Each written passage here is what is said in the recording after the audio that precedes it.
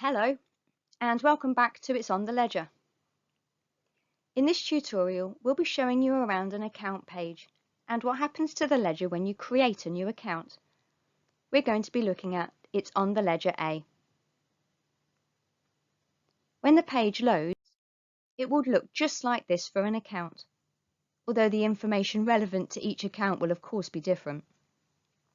At the very top is the 56 letters and numbers that make up the Stellar public address.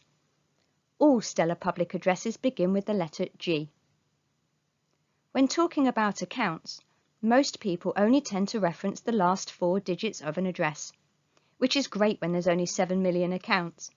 However, as the network increases, we may find we're using 5, 6 or 7 digits as references to those accounts instead, who knows?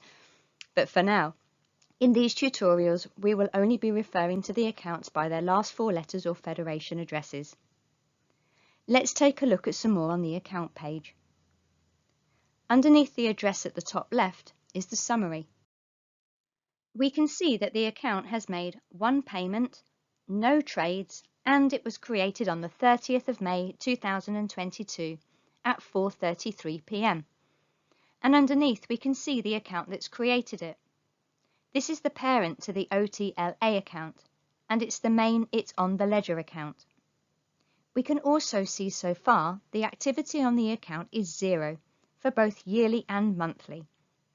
There's a few other bits underneath here, and we'll cover those in a later video. Let's have a quick look at this blue box on the right.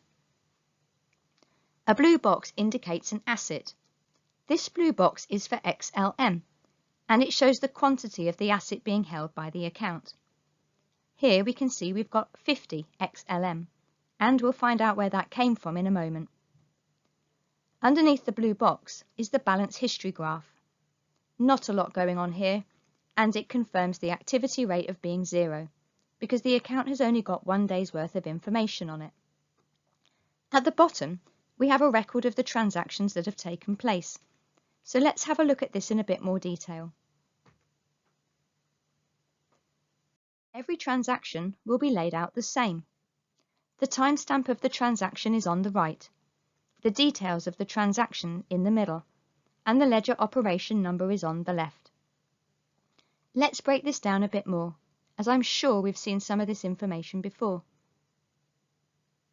The time and the date of the transaction matches the time and the date the account was made. The details in the middle shows the IOTL created the account OTLA. It had a starting balance of 50 XLM, and we've seen that at the top with the blue box. Underneath is the memo, which you can find out more about in the operations number when you view the transaction, and we'll be covering those in another video too. If you go back to the details in the middle, you can see there are some blue arrows. If you click here, you will expand the transaction box and see much more information about it. Can you see what it says on the 3rd line about weight? We'll explain a bit more about weights in another video, but underneath the summary, can you see where it might suggest the weight number?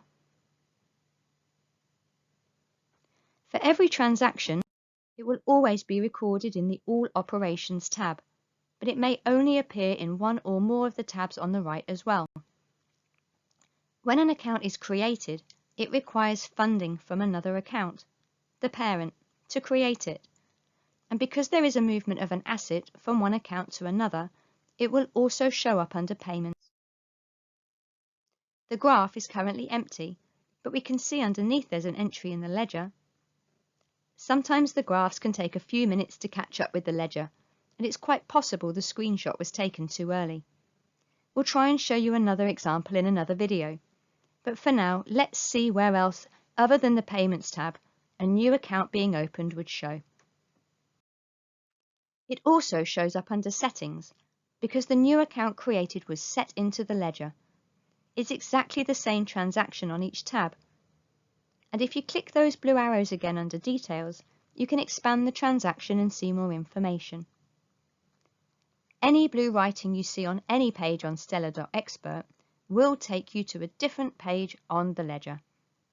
You might want to right-click and open the blue links in a new tab or window so you don't lose the original page you were looking at. Top tip, why not bookmark each page that you visit and make a short reference, so if you ever visit that page again, you will get a reminder of your previous visit.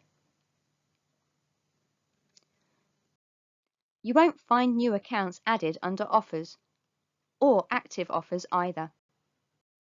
And you won't find it in the trades tab either, because we need to add a trust line. So let's do that in our next tutorial.